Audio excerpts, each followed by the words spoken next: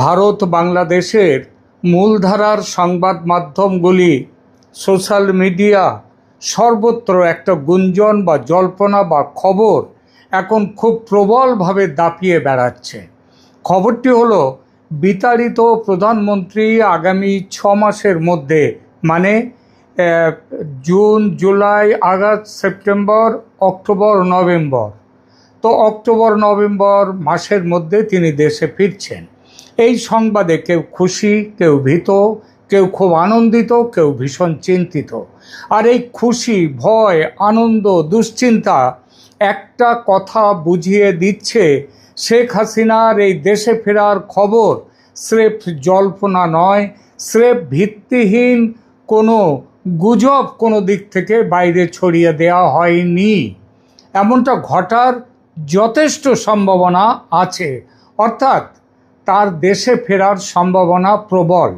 রাজনীতিতে কোনো কিছু হঠাৎ ঘটে না, সব কিছুর মধ্যে একটা প্রক্রিয়া থাকে। যে প্রক্রিয়া সবসময় সাদা চোখে দেখা যায় না। দেখা যায় না মানে যে তার কোনো অস্তিত্ব নয় তা কিন্তু নয়। 2024-এর 4 আগস্ট রাতেও শেখ হাসিনা জানতেন না যে পরদিন 5 আগস্ট তাকে প্রাণ বাঁচাতে ভারতে আশ্রয় নিতে হবে। এটা শুধু তিনি যে ভাবেননি তা নয়, বাংলাদেশের কয়টা মানুষ জানতো সে ঘটনা, যে 5 তারিখ দুপুর শেষ হওয়ার আগেই তাকে চলে আসতে হবে। খুব কম সংখ্যক মানুষ যারা হাসিনার পতন ঘটাবার ষড়যন্ত্রে যুক্ত ছিল, কেবল তারাই জানতো, মানে সেনাবাহিনীর এবং যে দেশি বিদেশি রাষ্ট্রদূতরা, দেশি বিদেশি রাজনীতিবিদরা, তারা জানতেন। বাংলাদেশের বর্তমান রাজনীতিতে তাই এই মুহূর্তে শেখ হাসিনার দেশে ফেরার সম্ভাবনা সবচেয়ে আলোচিত প্রসঙ্গ এবং প্রশ্ন বটে, যে শেখ হাসিনা ফিরছেন। তিনি কি সত্যিই ফিরছেন? একসময় যাকে মনে করা হয়েছিল রাজনৈতিকভাবে শেষ, নির্বাসিত, বিচ্ছিন্ন, আজ তাকে ঘিরে আবার কেন এত আলোচনা? কেন ভারতীয় মিডিয়ায় তার ফিরে আসা নিয়ে ধারাবাহিক বার্তা দেওয়া শুরু হয়েছে? আনন্দবাজার, হিন্দু, সমস্ত কাগজে। কেন বিএনপি সরকারের তথ্য ও সম্প্রচার বিষয়ক উপদেষ্টা জাহেদুর রহমান 2 দিন আগেও বলেছেন, দেশে ফিরলে শেখ হাসিনা পুনর্বিচারের সুযোগ পাবেন, সুবিচার পাবেন? কেন বললেন এ কথাটা? এটা যদি বড় কোনো ইঙ্গিত বলে কেউ মনে না করেন, কারোর যদি সেরকম মনে না হয়, তাহলে বলতেই হয় যে তিনি রাজনীতির ভাষা বোঝেন না। শুধু জাহেদুর রহমান নন, জুলাই আন্দোলনের ছাত্র নেতারা, আর তারা বলছেন পতিত ফ্যাসিস্টকে ফেরাবার একটি ষড়যন্ত্র চলছে। তো হঠাৎ এসব কথা কেন উঠছে? মাহফুজ আলম কেন তার ফেসবুক পোস্টে এরকম কথা লিখলেন? আজকের এই ভাষ্যে, এই প্রতিবেদনে আমরা খুঁজে দেখব শেখ হাসিনার সম্ভাব্য প্রত্যাবর্তন কি শুধুই রাজনৈতিক গুজব, নাকি দক্ষিণ এশিয়ার নতুন ক্ষমতার খেলায় এটি বাস্তব এক অন্য রকম অধ্যায়ের সূচনা। 2024 সালের জুলাই আন্দোলনের কথা মনে করুন। রাস্তায় লাখো তরুণ, রাষ্ট্রের বিরুদ্ধে তীব্র জনরোষ, ক্ষমতার ভিত কাঁপছে। আর তারপর বাংলাদেশের দীর্ঘতম সময়ের ক্ষমতাধর নেত্রী শেখ হাসিনার পতন। তখন মনে হয়েছিল এ হলো হাসিনার ইতিহাসের শেষ অধ্যায়, মানে হাসিনার উপন্যাস শেষ হয়ে গেল। আওয়ামী লীগ আর কখনো দাঁড়াতে পারবে না। বাংলাদেশ ঢুকে গেছে হাসিনা পরবর্তী বা পোস্ট হাসিনা যুগে। কিন্তু ইতিহাস খুব কম সময়ই সরল রেখায় চলে। ইতিহাসের চলা নদীর মতো আঁকাবাঁকা পথ ধরে। প্রথমে এলো অন্তর্বর্তী সরকার, 18 মাসের অপশাসন, কুশাসন, মানুষ অতিষ্ঠ, তারপর নির্বাচন, বিএনপির বড় বিজয়, তারেক রহমানের নেতৃত্বে নতুন সরকার, জুলাই আন্দোলনের ছাত্র নেতাদের অনেকেই নির্বাচনে পরাজিত হলেন, যে বিপ্লবী ঐক্য একসময় অপ্রতিরোধ্য মনে হয়েছিল, তা ধীরে ধীরে ভাঙতে শুরু করলো। ভাঙতে ভাঙতে একেবারে চৌচির। কেন? কারণ আন্দোলন আর রাষ্ট্র পরিচালনা এক জিনিস নয়।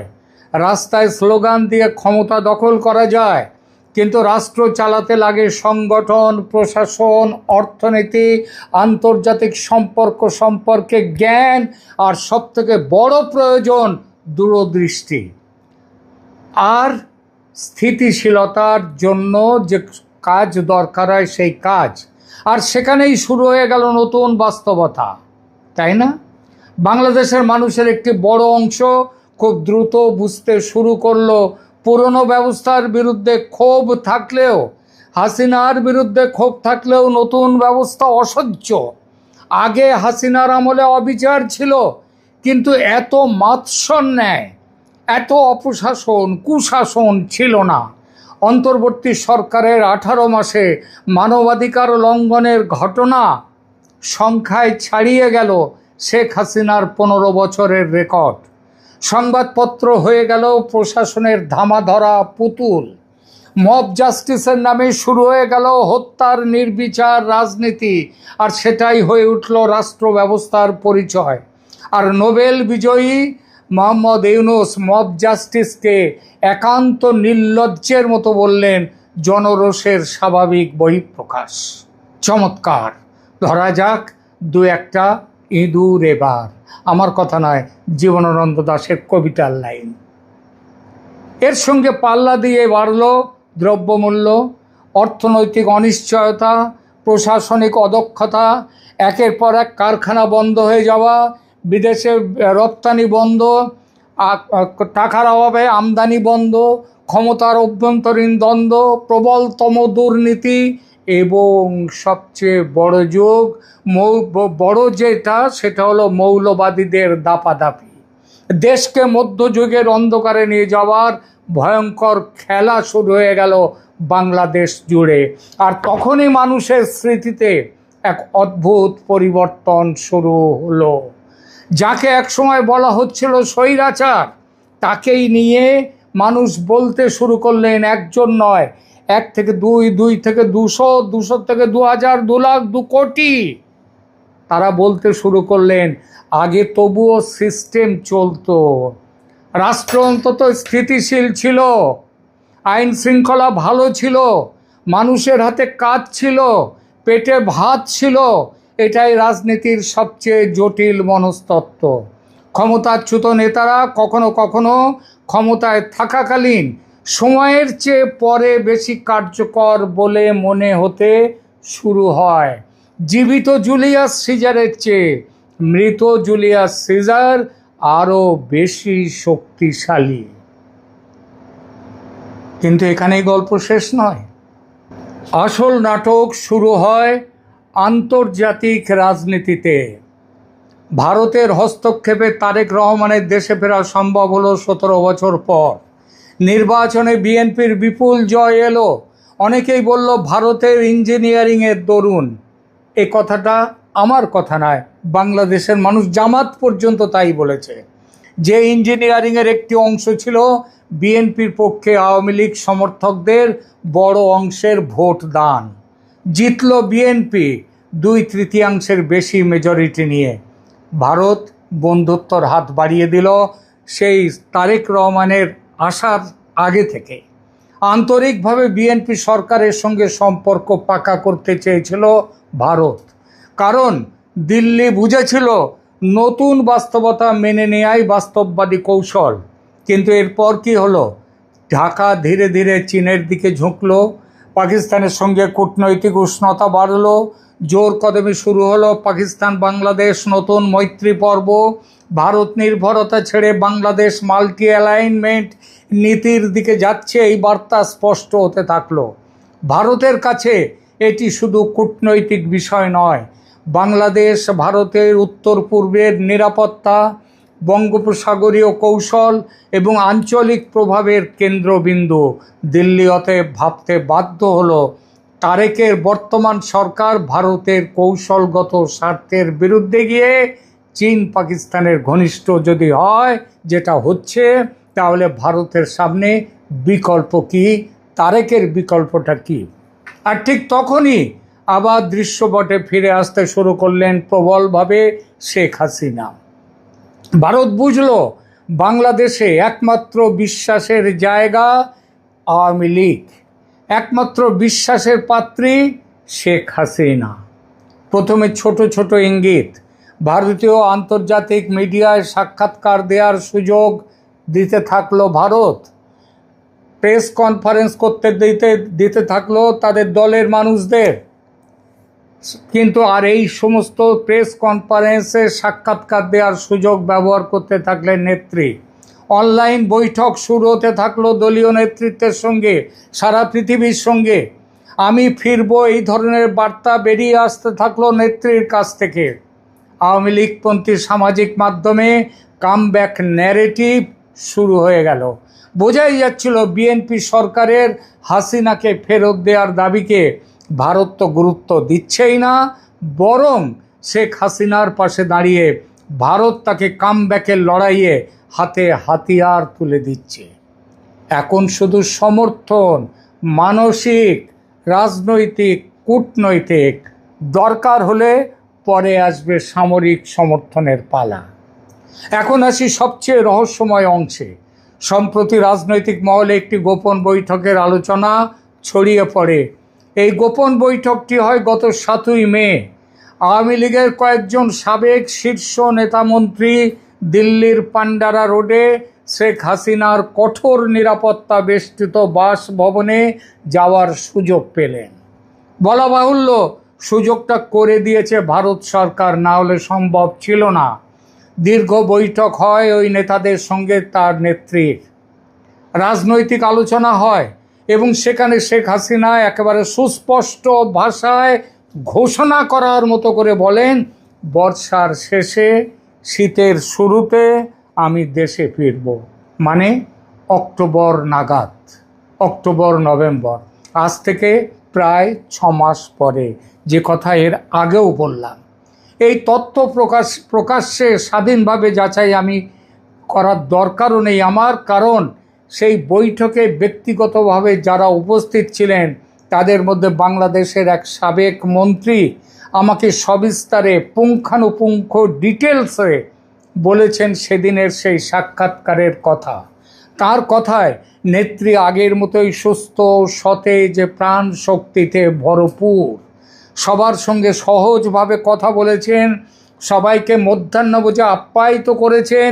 মধ্যাহ্নভোজে কী কী খাওয়ানো হয়েছিল তার নিজের পছন্দ করা সেটাও আমাদেরকে জানিয়েছেন এবং সবাইকে দৃঢ়তার সঙ্গে বলেছেন, এই শীতে ফিরছি দেশে, তোমরা তৈরি হও।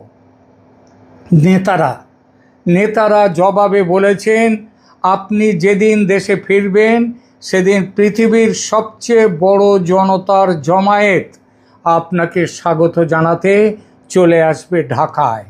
শেখ হাসিনার এই বৈঠক বাংলাদেশের রাজনৈতিক গুঞ্জনকে নতুন মাত্রা দিয়েছে, কারণ প্রশ্নটা এখন আর শুধু তিনি ফিরবেন কি না এটা নয়, প্রশ্নটা হলো কে তাকে ফিরিয়ে আনতে চাইছে এবং তিনি ফিরে আসতে কবে পারবেন। এখানেই আসে ভারতের সম্ভাব্য ভূমিকা। ভারত কি আবার শেখ হাসিনাকে তাদের একমাত্র স্ট্র্যাটেজিক অ্যাসেট হিসেবে দেখছে এখনও?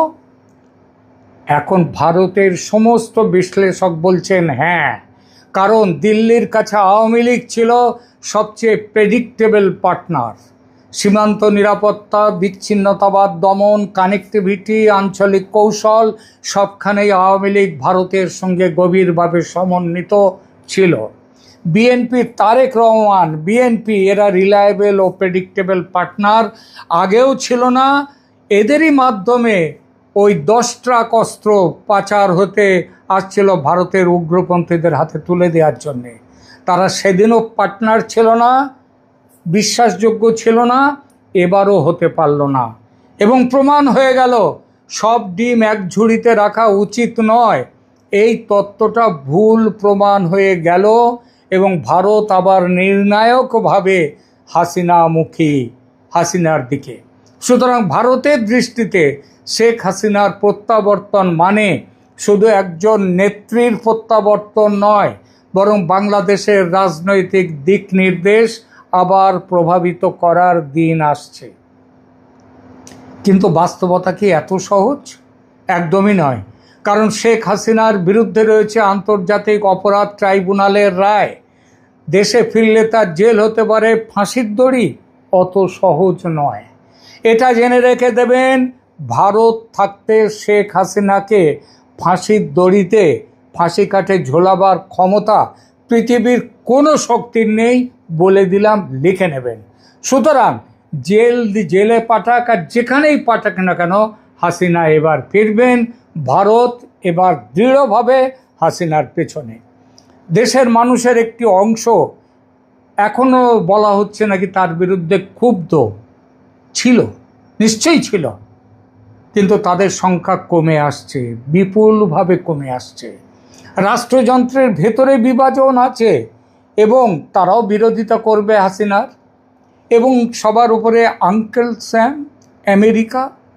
ট্রাম্প সাহেবের চীন দৌত্য ব্যর্থ হয়ে গেছে, পাকিস্তানের কাছ থেকে পাওয়ার কিছু নেই এখন। ফলে আমেরিকার ভারতমুখী হওয়া ছাড়া সামনে কোনো পথ নেই।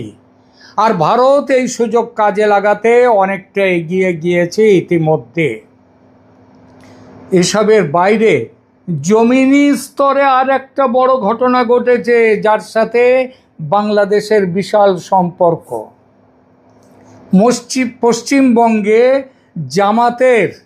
জামাতের স্নেহধন্য, জামাতের প্রেমীমত্ত মমতা জমানার পতন ঘটেছে এবং বিজেপি এসেছে ক্ষমতায়।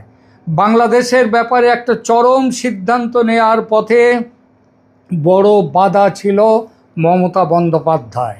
সেই বাধা এখন দূর হয়েছে। মমতা এখন ইঁদুরের গর্তে ঢুকে গেছে। আগে সিংহের মতো হুঙ্কার দিতেন, সিংহের বাচ্চা হতো চিড়িয়াখানাতে মমতার সৌজন্যে। মানে মমতা তাদেরকে কি বলবো, মমতার সৌজন্যে চিড়িয়াখানায় বাঘের বাচ্চা হচ্ছে, সিংহের বাচ্চা হচ্ছে। সেই বাধা, সেই মমতা বন্দ্যোপাধ্যায় নামক বাধাটি দূর হয়েছে। আগামীতে অনুপ্রবেশকারীদের পুশব্যাক নিয়ে একটা ভীষণ বড় রাজনৈতিক সংঘর্ষ হতে চলেছে ভারত বাংলাদেশের মধ্যে। এর ফলে পঙ্গু হয়ে যাবে, একেবারে পঙ্গু হয়ে যাবে বাংলাদেশের অর্থনীতি। তার ঢেউ লাগবে রাজনীতিতে, পুরো সমাজে। আর তখনই ফিরবেন শেখ হাসিনা। আর সেটি হবে বাংলাদেশের ইতিহাসের সবচেয়ে নাটকীয় এবং ঝুঁকিপূর্ণ রাজনৈতিক প্রত্যাবর্তনগুলোর মধ্যে সবার ওপরে। আর এখানেই সবচেয়ে গুরুত্বপূর্ণ প্রশ্নটি আসে, বাংলাদেশ কি তাহলে পোস্ট হাসিনা এরাতে ঢুকলো, নাকি আবার হাসিনার রিএন্ট্রি, হাসিনার পুনরাবির্ভাব, হাসিনার প্রত্যাবর্তনের যুগটা শুরু হলো? ইতিহাস বলে দক্ষিণ এশিয়ার রাজনীতিতে কোনো নেতাকে শেষ ভাবা বিপজ্জনক। ইন্দিরা গান্ধী ফিরেছিলেন, নওয়াজ শরীফ ফিরেছিলেন, বেনজির ভুট্টো ফিরেছিলেন, এরদোয়ান তুরস্কের, তিনিও পতনের মুখ থেকে ফিরে এসেছিলেন।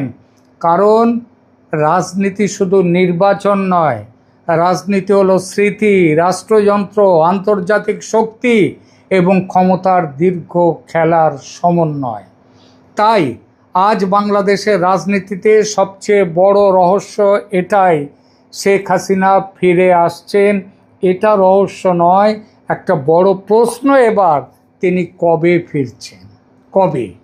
হয়তো উত্তরটা আমি বললাম পুরোপুরি পরিষ্কার অনেকের কাছে মনে নাও হতে পারে, কিন্তু একটি বিষয় স্পষ্ট, যাকে অনেকেই ইতিহাসের বাইরে চলে গেছেন ভেবেছিলেন, তিনি আবার বাংলাদেশের রাজনৈতিক আলোচনার কেন্দ্রে ফিরে এসেছেন। আর রাজনীতিতে কেন্দ্রে ফিরে আসা মানে কখনো কখনো খেলা শেষ হয়নি, খেলা নতুনভাবে শুরু হলো। আজকের এই প্রতিবেদন কেমন লাগলো আপনাদের বলবেন, কমেন্ট করে জানাবেন, লাইক দেবেন, শেয়ার করবেন বন্ধুদের মধ্যে, এবং এখনও যদি কেউ সাবস্ক্রাইব না করে থাকেন এই চ্যানেল, দয়া করে সাবস্ক্রাইব করুন, পাশে থাকুন। ধন্যবাদ।